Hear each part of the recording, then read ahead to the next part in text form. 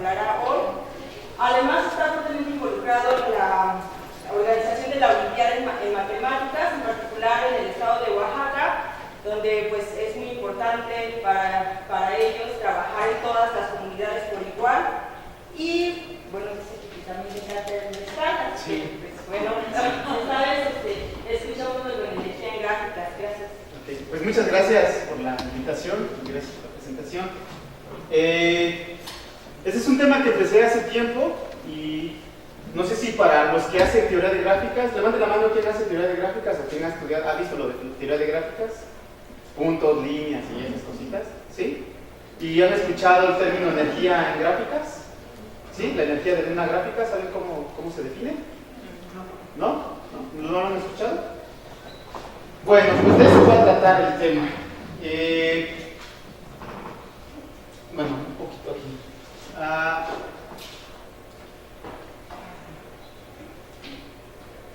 Entonces, pues, ¿qué es la energía de una gráfica? Entonces, como dije, vamos a tomar puntos, líneas, y a eso le vamos a asignar algo que se llama la energía. ¿Y cómo lo vamos a hacer? Bueno, todo esto viene desde por ahí de 1940 más o menos, cuando Huckel empieza a trabajar la ecuación de Schrödinger, esta ecuación de aquí, una ecuación de diferencial de segundo orden, donde esa de aquí es una función de onda, ese de aquí es un hamiltoniano, es el operador hamiltoniano, y ese de aquí es la energía, ¿no? Entonces, así se define la ecuación de Schrödinger, y lo que hizo Huckel es aplicarla a hidrocarburos conjugados. Entonces, básicamente lo que hace es que vamos a agarrar una molécula que va a tener la molécula, pues va a tener átomos y va a compartir esos átomos, ¿no? Y se va con las moléculas, los átomos de las moléculas van a crear enlaces entre los otros átomos, ¿no? ¿Y cómo crean esos enlaces con los otros átomos? Pues lo que van a hacer es van a empezar a compartir electrones, ¿no? Entonces hacen compartición de electrones. Toda hay una teoría del octeto de Lewis y todas esas cosas que vienen de química. Entonces, básicamente se basan en eso. Y entonces lo que se hace es se agarra una molécula, se fijan los átomos, la compartición de electrones, y a partir de ahí, pues nosotros queremos encontrar la energía de esa molécula, ¿no? Entonces, pues, ¿cómo va ese asunto? En el modelo de Huckel, vamos a ver que para el caso discreto, este operador que está aquí se convierte en una matriz hamiltoniana, donde va a tener alfa cuando bueno, ahorita vamos a ver, alfa es cuando es igual con j, es una matriz de n por n, en la diagonal va a tener a alfa y va a tener a beta cuando los átomos I y J están enlazados en la molécula, tienen un enlace, y 0 cuando no tienen un enlace. Entonces, esto se ve más o menos así. Entonces, aquí tengo yo una molécula. Esta molécula tiene pues sus dobles enlaces, sus enlaces simples, tiene sus hidrógenos, está formada por carbonos, y lo que se le hace a esta molécula es que pues se le quitan los hidrógenos y nos quedamos con esta parte. A esta se le llama gráfica molecular. O sea, esta gráfica molecular enumeramos los átomos, aquí están enumerados, 1, 2, 3, 4, 5, 6, 7, 8, 9, 10, 11, ¿no? Y entonces, si nos agarramos el átomo 1, entonces el átomo 1, pues en la entrada 1, 1 va a tener alfa, en la entrada 1, 2 va a tener beta, después va a tener, si nos vamos en la matriz, si nos vamos por el renglón, pues va a tener 0, 0, 0 y va a tener otro beta cuando aparezca, cuando esté en la entrada 1, 6, va a tener otro beta. Y básicamente, pues lo que está apareciendo en esta matriz hamiltoniana no es otra cosa más que la matriz de adyacencia de esta gráfica, ¿no? todos conocemos la matriz de adyacencia, ¿no? ¿No conocen la matriz de adyacencia? La matriz de adyacencia lo que hace es pone un 1 si hay entre dos vértices o entre dos puntitos hay una línea que los conecta, ¿no? Si quieren hago un ejemplo chiquitito de este lado para ver cómo se construye la matriz de adyacencia. Digamos, yo voy a tener no se ve. Voy a tener digamos esta gráfica, ¿no? Entonces enumero los vértices. Esa es mi gráfica P. Entonces la matriz de adyacencia de la gráfica, pues ¿qué va a hacer? Dice que el vértice 1 se conecta con el vértice 2. Entonces, con el 1 no está conectado, con el vértice 2 sí. Con el vértice 3 no está conectado, con el vértice 4 sí está conectado. Luego el 2 está conectado con el vértice 1, no está conectado con sí mismo, está conectado con el vértice 3 y con el vértice 4 no está conectado. El vértice 3 está conectado con el vértice 2 y el vértice 4, y el vértice 4 está conectado con el vértice 1 y con el vértice 3, ¿no? Entonces esto me queda una matriz de adyacencia. En el caso de que viniera de esa parte de allá, de una molécula, entonces en lugar de estos unos tendremos las vértices. ¿Qué es lo que está diciendo?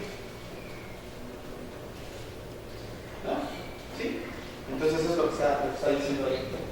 Entonces, yo tengo mi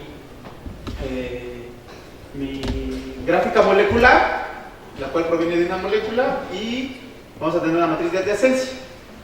Entonces, bueno, antes de pasar esto, vamos a empezar a jugar un poquito con una estudiante. Yo trabajaba en la Universidad de Papaloapan. Entonces, con una estudiante, hicimos un software. En ese software,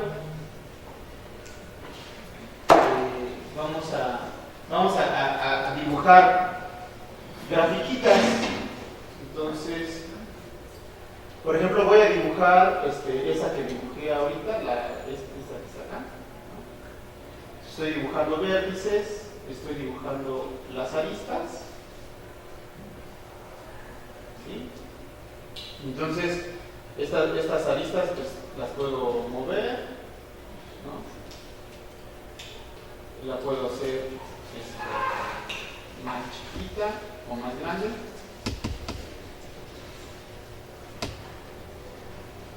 Y también la puedo mover de lugar, ¿no? No pasa nada. Entonces, a esta gráfica, pues aquí tengo su matriz de adyacencia. Y esa matriz de adyacencia, si yo le agrego otro vértice, vamos acá. Si le agrego otro vértice, aparece otra de allá. Le puedo conectar otra línea y se va actualizando automáticamente. Puedo agregar otro, etc. Entonces esto lo hice porque en realidad quiero ponerme a jugar con estas cosas, ¿no? ¿Ok? Y quiero, si por ahí me pasé, pues quiero borrar esta línea, borro esta línea y automáticamente se actualiza, ¿no? Entonces, si la quiero guardar, pues la guardo. La voy a guardar.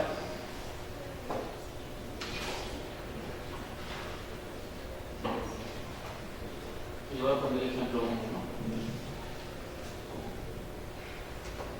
Y ya la guardé. Entonces ahora, si quiero volverla a abrir, tengo que ir a donde estaba. Se llamaba ejemplo 1, ¿no? Aquí está. La abro y vuelve a aparecer donde estaba, ¿no? ¿Ok? Entonces, para aquellos, no sé si hay alguien aquí de computación o algo. Bueno, entonces eso es lo que yo estoy haciendo con esto, ¿no? Entonces ya se quedó, ya quedó claro cómo queda la matriz de adyacencia. ¿Sí? Entonces, regresando, pues haciendo esos cálculos, pues uno puede llegar, como se acuerdan, aquí hay unas alfas y unas betas, entonces se puede llevar a que la matriz se puede quedar de esta manera, donde son las alfas por la identidad y beta por la matriz de adyacencia, ¿no? Entonces, si se dan cuenta, pues de aquí estas alfa y beta van a depender del átomo que se está considerando. En este caso está el átomo de carbono y de hidrógeno. Entonces estas alfas y betas van a depender de esos elementos químicos. Entonces, ¿cómo se empieza a definir la energía? Pues si se dan cuenta, como tengo esta matriz de adyacencia, y si regresamos a la ecuación de Schrödinger, pues esta ecuación de Schrödinger no es otra cosa, no sé si aquí ven, es un operador por phi, me da epsilon por phi, pues eso nos remite a valores y vectores propios, ¿no? Tal cual, ¿no? Eso lo que me está diciendo es que aquí yo tengo valores y vectores propios. Entonces, como tengo valores y vectores propios, entonces, si yo le calculo los valores propios a la matriz de adyacencia, que no son otra cosa más que la raíz del polinomio característico, entonces yo puedo definir la energía como alfa más beta por lambda i, ¿no? Esta de acá, para cada valor propio. Y bueno, pues haciendo algunas justificaciones que vienen de la química, entonces para la gráfica nos podemos asignarle este invariante, es decir, a una gráfica le voy a asociar la suma de todos los valores absolutos de los valores propios. Resulta que como estos son valores propios, pues la suma de todos los valores propios me da 0. Por eso yo estoy tomando valor absoluto, ¿no? ¿Sí? Entonces hay todavía una consideración. Entonces ya ahorita a cualquier gráfica que ustedes tengan le pueden asociar este invariante, la energía. La energía no es otra cosa más que la suma de los valores propios de la matriz de adyacencia de la gráfica. ¿Ok? Bueno, entonces pues vamos a tomar nuestro ejemplo, ¿no? Ah, y otra cosa que estamos viendo aquí es que nosotros tenemos un polinomio característico, ¿no? Tenemos, pues claramente para pasar para los valores propios tenemos que forzosamente calcular el polinomio característico. Por los cursos que ustedes llevaron en álgebra lineal, una manera de definir el polinomio característico es por medio de determinantes, ¿no? Hay que hacer el determinante y todo ese rollo, ¿no? Ahorita, más adelante les voy a mostrar otra manera de encontrar el polinomio característico a gráficas, ¿no? Otra manera combinatoria, que es la parte que a mí me gusta, ¿no? Entonces, vamos a hacer este ejemplo. Ahora lo vamos a hacer en nuestro juguete, ¿no?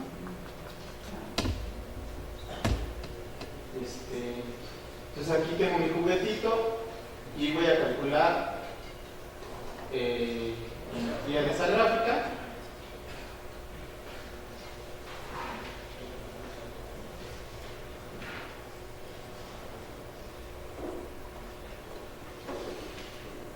¿No? Y entonces voy a calcular el polinomio característico que está acá. Vamos a ver, característico. Y aquí está su polinomio característico. Este que está aquí. X a la 6 menos 7x a la 4 menos 4x a la 3 más 11 x cuadrado más 2x más 3. Y aquí tengo su espectro, es decir, aquí tengo todos sus valores propios y la suma total de su energía, pues aquí la tengo, ¿no? ¿Ok? Sale. Entonces, pues nos vamos a quedar con esta expresión, ahorita lo vamos a ver. ¿De qué otra manera puedo calcular este polinomio característico? Más combinatorio, ¿no? Bueno, entonces, ya calculé la energía de la gráfica. Ah, bueno, no les he dicho, ese programa está basado en tres paquetes. Uno es Python, uno es Processing y el otro es SageMath. Son de los tres softwares que se están utilizando, más que utilizaron tuberías. La chica era una chica de ingeniería en computación que me ayudó. Yo no le entendí nada a lo que hizo, yo nada más lo estoy mostrando, no llevo el crédito por eso, pero la verdad es que sí hizo un buen trabajo y me gustó mucho todo lo que hizo. Ok, entonces, pues recordemos que nosotros tenemos el polinomio característico, ¿no?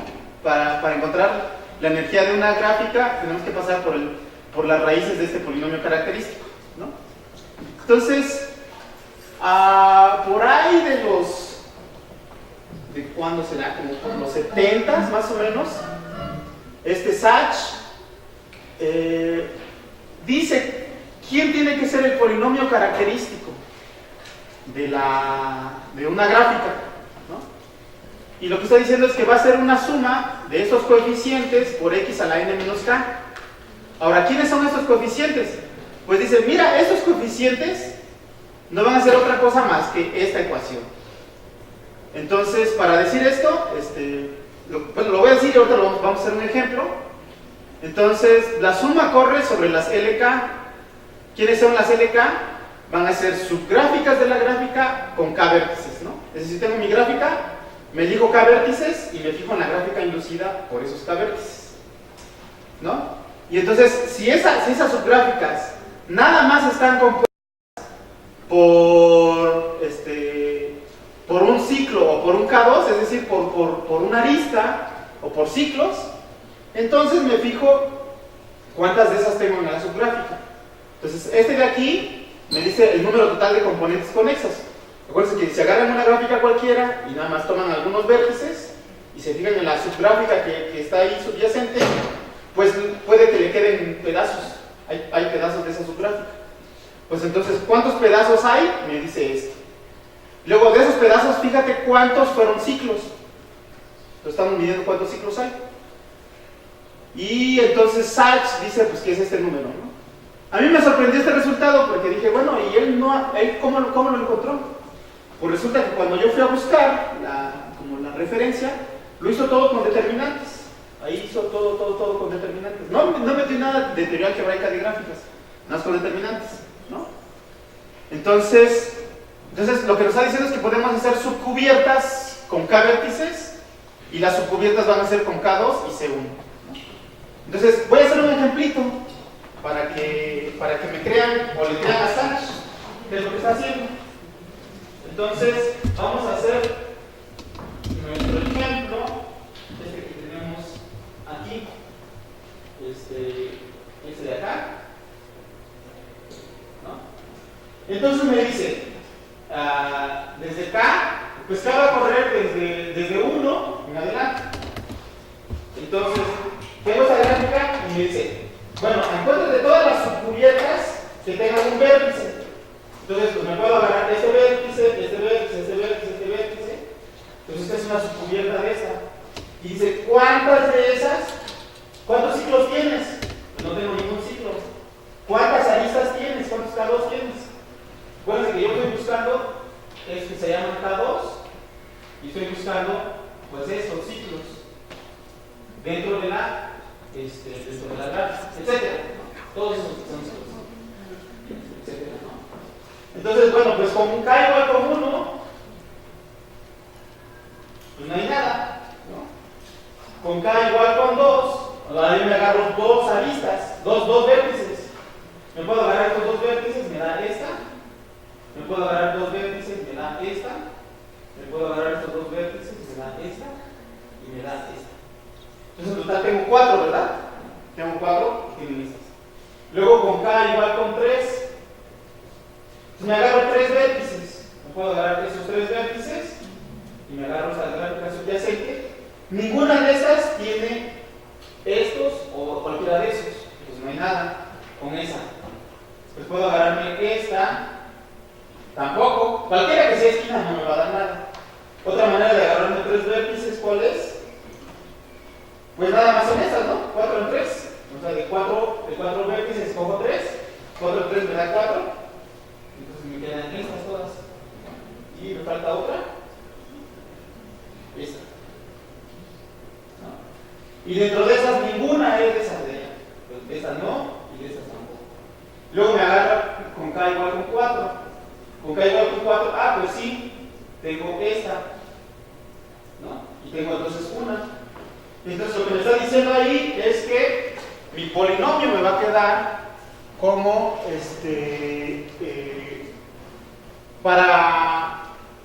bueno, el primer término va a ser x al número de vértices. Luego entonces aquí me quedan cada uno de estos, que tengo 4. Entonces voy a tener 4 4 de estos. ¿Cuántas componentes conexas tengo? Pues nada más tengo una. Me queda menos 1 a la 1. Me queda menos 4 x, y la tengo que hacer x a 4 menos el número de vértices, menos 2. Entonces me queda 4 al cuadrado. Y luego después no tengo con 3, pero sí con 4. Con 4 me va a quedar el número de componentes. Tengo una componente, entonces me queda menos 1 a la 1, 2 a la 1. Y esto me va a quedar x a la 4 menos 4x cuadrada menos 2. ¿Estamos de acuerdo? ¿Sí? Entonces es lo que dice Sachs, así calcúlalo. Entonces, pues vamos a hacerlo aquí, en nuestro cubetito. Voy a calcular y voy a calcular precisamente el polinomio característico de esa gráfica. Me voy muy lento, pero tengo que apurarme. Entonces, le calculo el polinomio característico.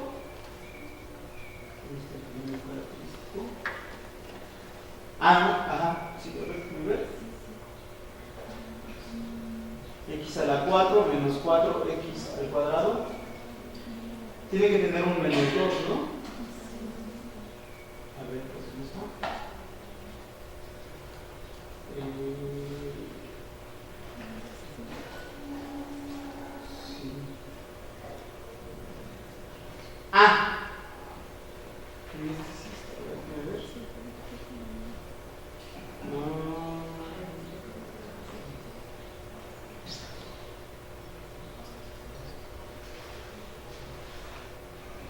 Tengo que darle subcubiertas.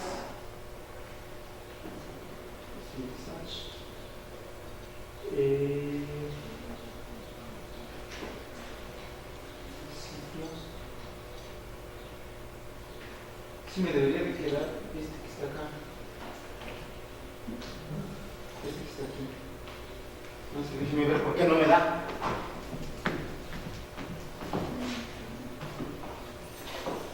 Aquí tiene que quedarme con 2, con 3, con 4, me da 4 vértices. Tengo mi cubierta, si es una de esas, me queda menos 1 a la número de cubiertas, que es 1, o 2 al número de ciclos, que es 1. Está bien.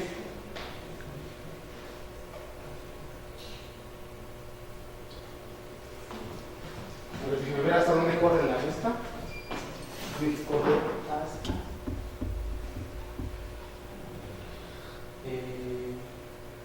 De hecho, es que yo había calculado todo.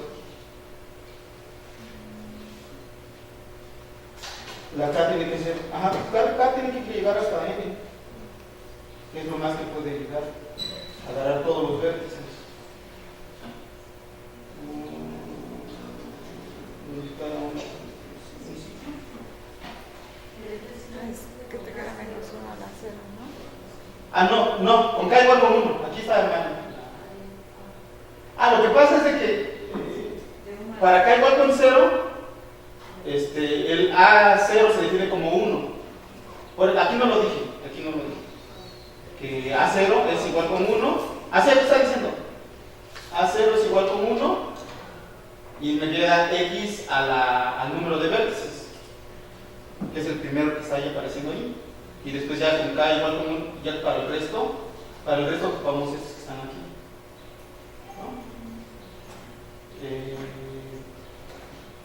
Bueno, tengo que avanzar, pero aquí hay algo raro con el cálculo.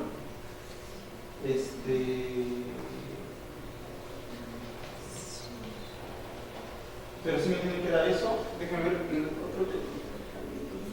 Me queda con 3 no tengo, y con 4, 1, 2.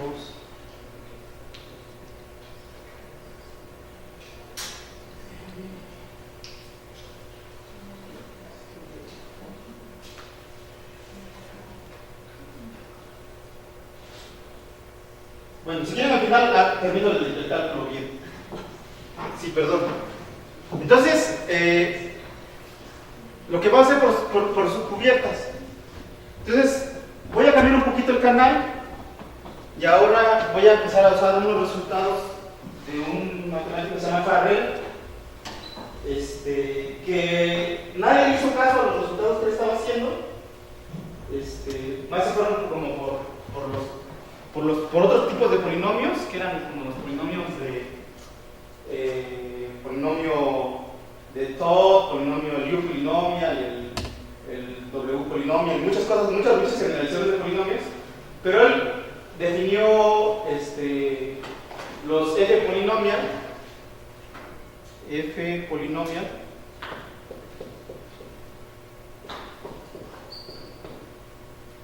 él lo hizo de la siguiente manera. Vamos a definir una familia de gráficas, la que ustedes quieran. Voy a empezar por una. Digamos, voy a empezar por una de ciclos, ¿no? Ahorita voy a decir por qué estoy metiendo estos. Entonces, digamos que esta de aquí es mi familia de ciclos, de gráficas. Entonces, esta familia de gráficas me continuó. Y entonces ahora lo que vamos a hacer es, denme una gráfica cualquiera, por ejemplo esta, gráfica cualquiera. Y ahora yo quiero descomponer a esta en términos de cubiertas que tengan nada más esta familia. Voy a hacer una cubierta de la gráfica. Por ejemplo, esta de aquí puede ser una cubierta de la gráfica. Es una cubierta de la gráfica, estoy utilizando a este y a este. Otra cubierta de la gráfica puede ser esta. ¿Sí? O otra cubierta de la gráfica puede ser esta. Puedo hacer muchas cubiertas de esta gráfica o de la gráfica que yo quiera utilizando esta familia de gráficas. Entonces, lo que hizo Farrell es a cada una de estas les pone un peso. Digamos, se lo voy a llamar W1, W2, W3, W4, W5, etc. Dependiendo del número de vértices que tenga. Entonces, esta de aquí le voy a asignar un monomio. ¿Qué monomio es? Pues W1 por W4. A este de aquí le voy a asignar otro monomio. Entonces, va a ser W2, W3. Este de aquí va a ser otro monomio. W1, W2 al cuadrado. Porque tengo dos de estos. Entonces, en base a esto, lo que está haciendo Farrell es que a la gráfica que yo quiera, definida ya, dada una familia, yo puedo empezar a hacer cubiertas. Y entonces esos monomios los empiezo a sumar, ¿no? Entonces, pues yo lo que quiero ahora encontrar son todas las maneras en que pueda descomponer a esta como subgráficas que tengan esas cosas.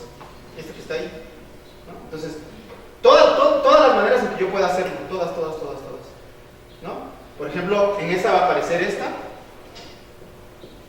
Esta la puedo descomponer así, o la puedo descomponer así, ¿no?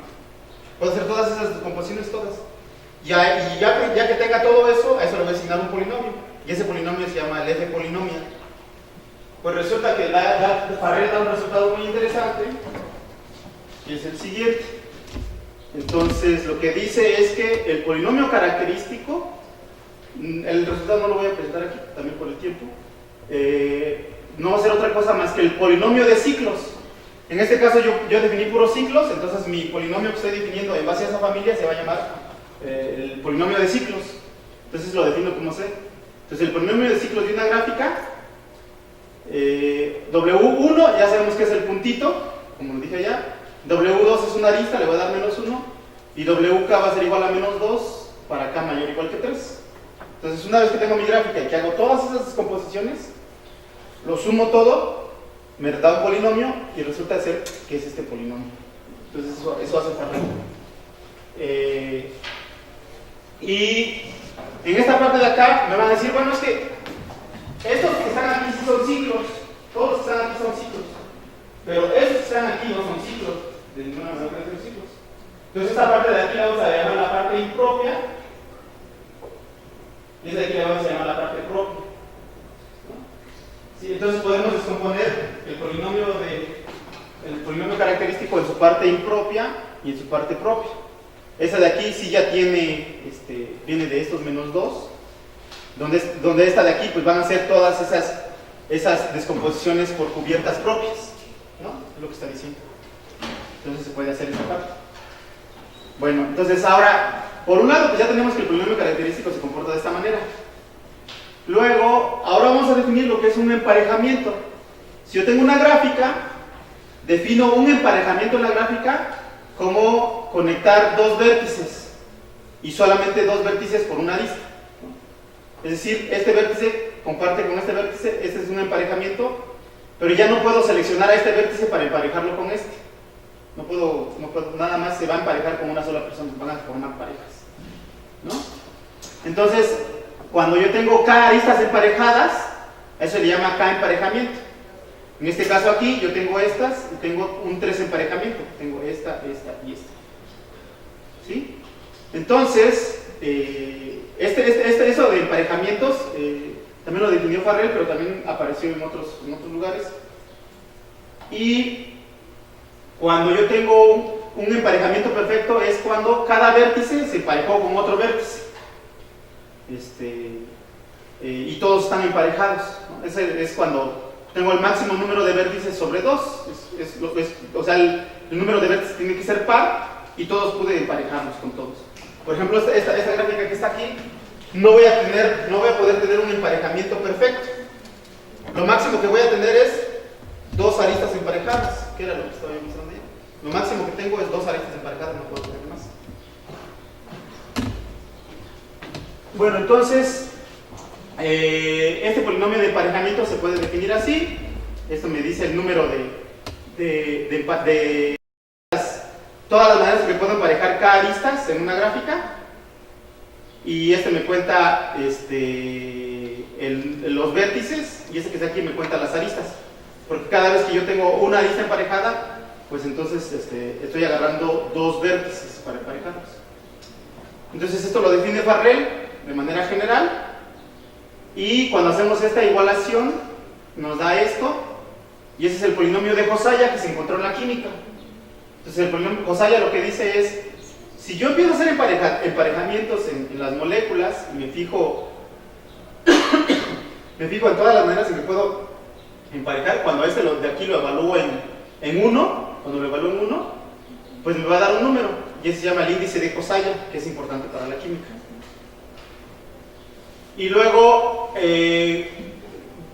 Goodman, en el 77, él encuentra esta que está aquí, y él le llama el polinomio acíclico. Este polinomio cíclico no es otra cosa más que agarrar el anterior, y evaluarlo en 1 menos 1. En x menos 1, y hablando en x menos 1 obtengo y él le llamó el polinomio acíclico. Entonces, para de aquí le podemos calcular el polinomio de emparejamientos. No me va a dar tiempo a hacerlo, pero se puede hacer a patita.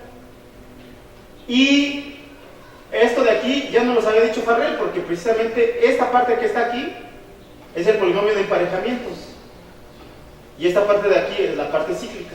Entonces, en lo que está descubriendo, este de aquí es un resultado de Gottschall-Goodman, que apareció en el 81.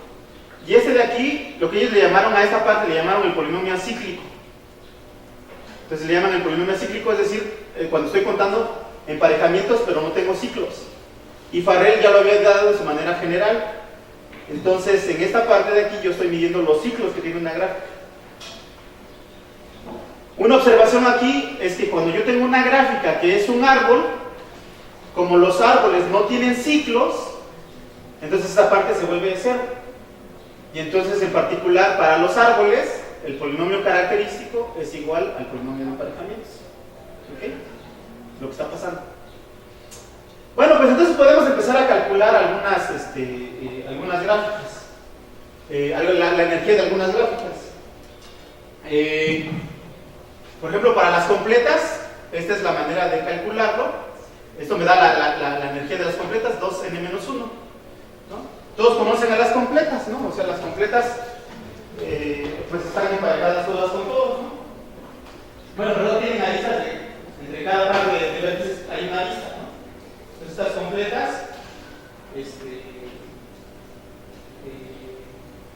tienen todas con todas 4, me falta esta, 4, me falta esta, 5, me falta esta, ¿no?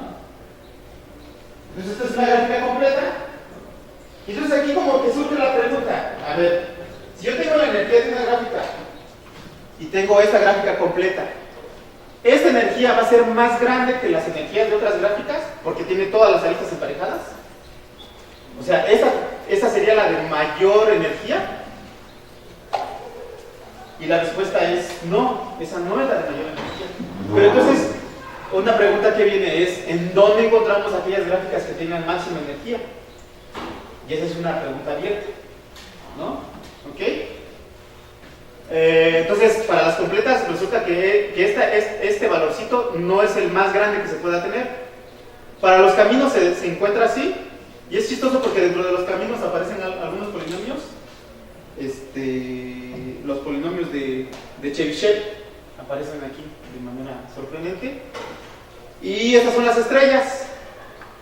Las estrellas son aquellas que tienen un vértice y puras aristas que les salen, ¿no? Pues resulta que dentro de todas las gráficas, las estrellas son las de menor energía. Y la pregunta, ¿por qué? ¿Por qué las estrellas son las que tienen menor energía? ¿No? Y los caminos, dentro de los árboles,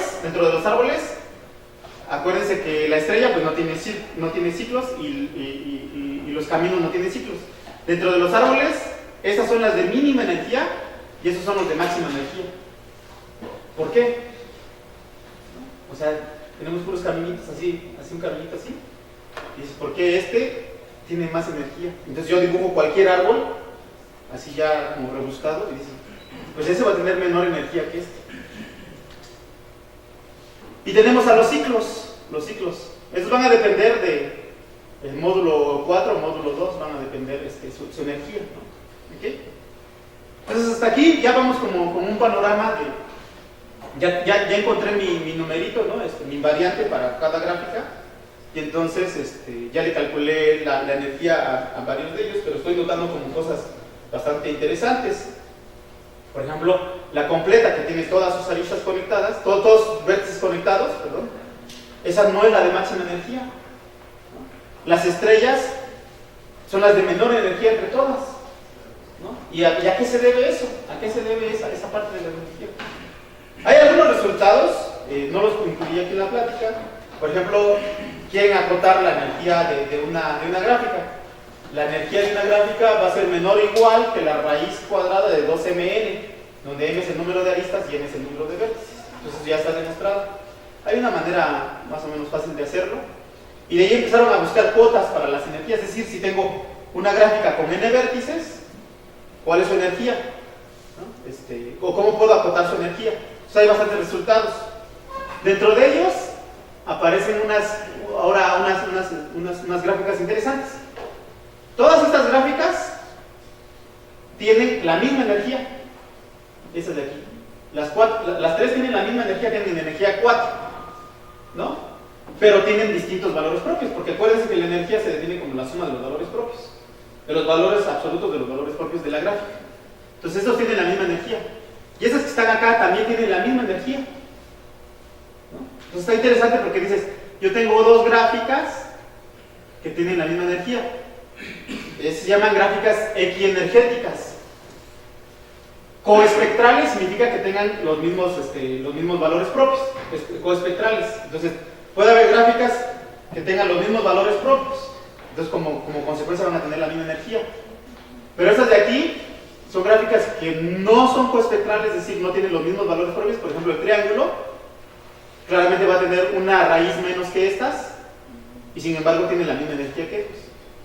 Y aquí aparecen estas dos con 5 vértices, donde esta y esta tienen la misma energía, ¿no?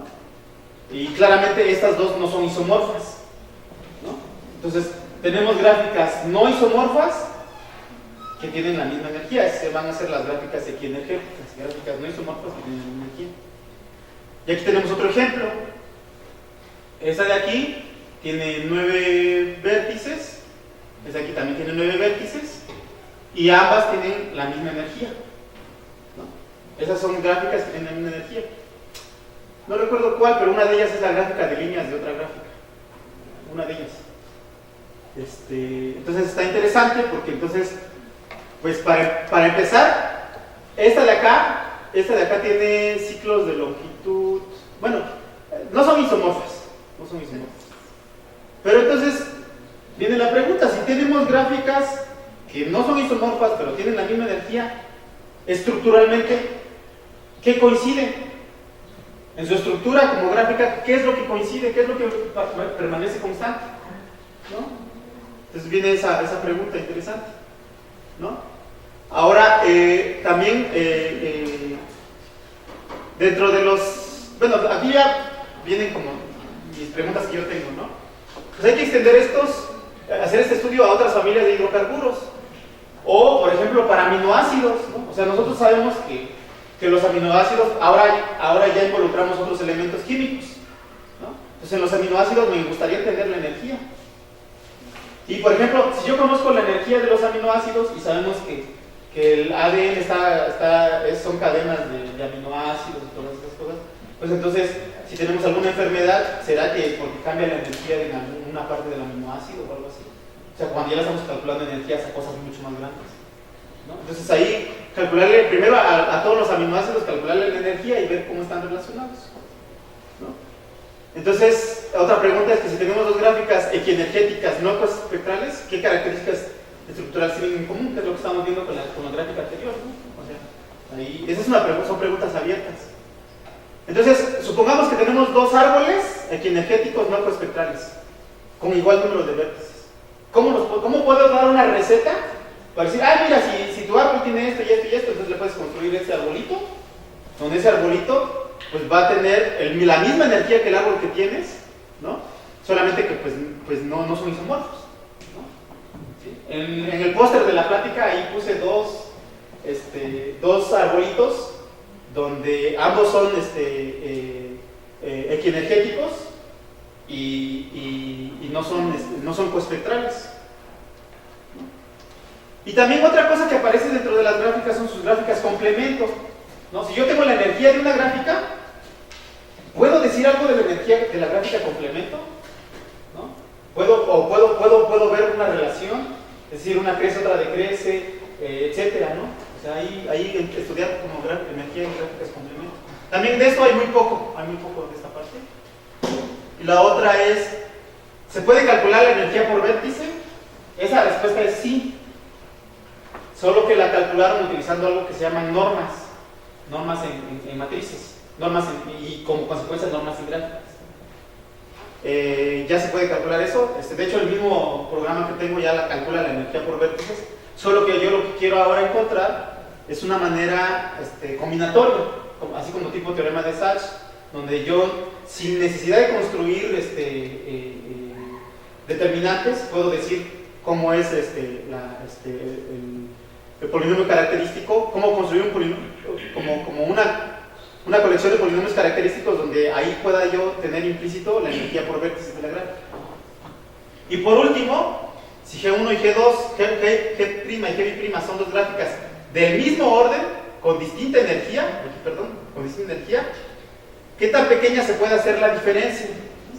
Es decir, me doy un orden min y dentro de esas tengo dos gráficas. Entonces, ¿cómo yo puedo determinar la menor energía que puedan tener ellos cuando no tienen, cuando tienen distinta energía? ¿Qué tanto me puedo acercar entre las dos? ¿Eso tiene que ver con su estructura o no tiene que ver con su estructura? Nada más regresándome tantito, estas de aquí son gráficas interesantes porque esas son gráficas fuertemente regulares conexas. Es decir, yo puedo agarrar un isomorfismo, un isomorfismo de la gráfica en sí misma, donde nada más permuto los vértices y me da otra vez la misma gráfica. Entonces, esta es una gráfica fuertemente regular, esta que está aquí. Entonces, como que resulta que las gráficas fuertemente regulares como que es un buen camino para empezar a trabajar muchas cosas, ¿no? Bueno, y pues eso es todo.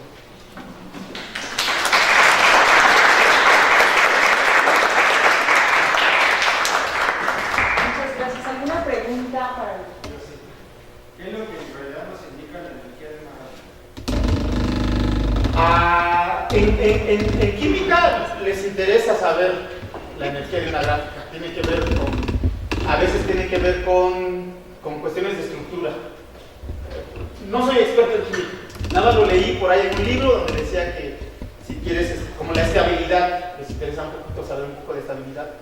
Pero en sí, en química, ellos la usan como un parámetro.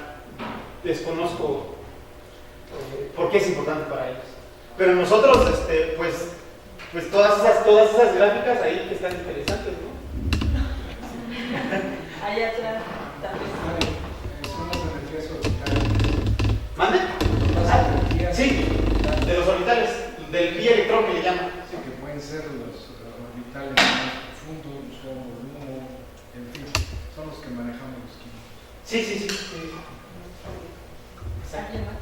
Gracias. Dos cosas. Una, el DNA no lleva aminoácidos. Es decir, dijiste eso. Está compuesta por cadenas, ¿no? Sí, pero no son aminoácidos. ¿No son aminoácidos? Las proteínas. Pero las proteínas no llevan aminoácidos. Las proteínas sí. El Bueno. DNA no. Fue lo que dijiste. Sí, primero fue. Te quería preguntar, esa manera de definir energía en esos años por Farrell y todo ese desarrollo, ¿cómo brincaron a hacer las conexiones con los otros grupos de investigación? El otro es Sachs y el otro de... Sí, Sachs creo que era matemático Sachs. Y hizo algunos cálculos ahí directamente desde determinantes. El que ha sido constante en toda esta parte de química es Goodman, Ivan Goodman. Goodman fue primero químico, después fue matemático y conjuntó las dos áreas y tiene muchos resultados interesantes. También le mete mucha topología, muchas otras cosas. Él es el que se ha mantenido como en esa línea de mezclar la parte química con la parte matemática. Sí. Y no sé si había otra pregunta. En relación a las estructuras que puedes tener, lo que no se considera la distancia entre un punto y otro. Sí. Y, por ejemplo, cuando tenemos hidrocarburos insaturados, que podemos tener diferente número de dobles enlaces que acortan las distancias, ¿cómo Sí. lo consideramos en esos polígonos? Por ejemplo, eso se puede ver aquí.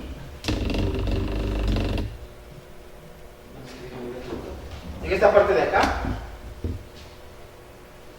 En esta parte de acá. Los alfas y los betas. Los alfas y los betas son constantes y esas constantes van a depender del tipo de las distancias que tienen.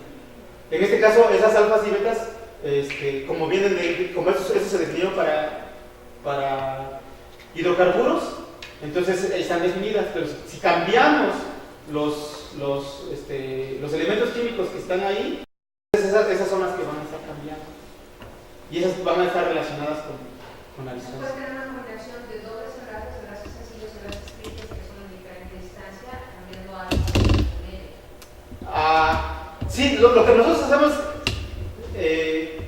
básicamente nada más es considerarlos como enlaces simples, así es como la teoría lo dice, ¿no? Así hasta donde se entiende. Pero sí, o sea, hay líneas de investigación dentro de la química matemática que les interesa cuando hay enlaces dobles y también se puede definir la energía para esa parte. Y no tiene que ser de todo simétrica, ¿verdad? ¿Mande? No tiene que ser estructuras de todo simétricas. Puede ser... No necesariamente simétricas. Estructuras no es para cualquiera. Sí. ¿Ha usted intentado el método para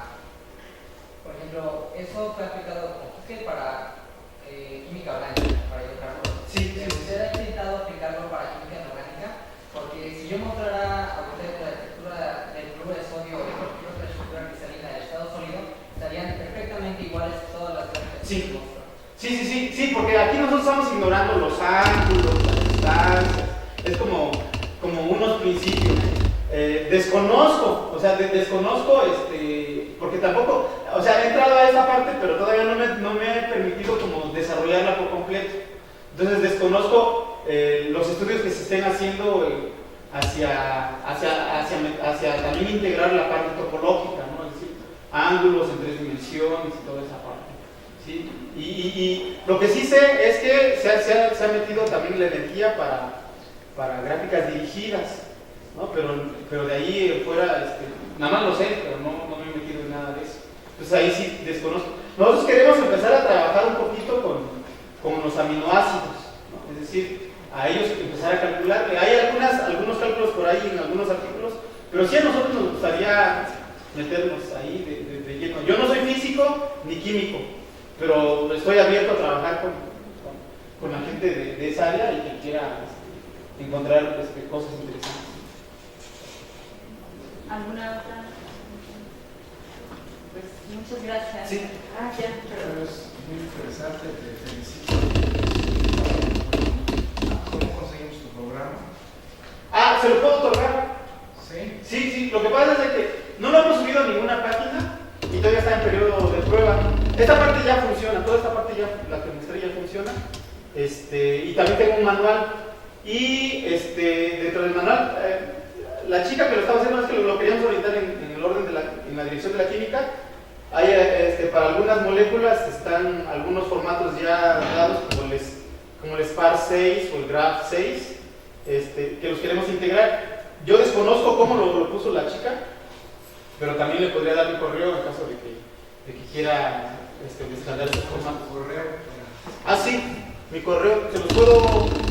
Pues es Marcelino, pero con Che, Marcelino, @gmail.com. Sí. Gracias. Pues muchas gracias. Gracias por la precisión.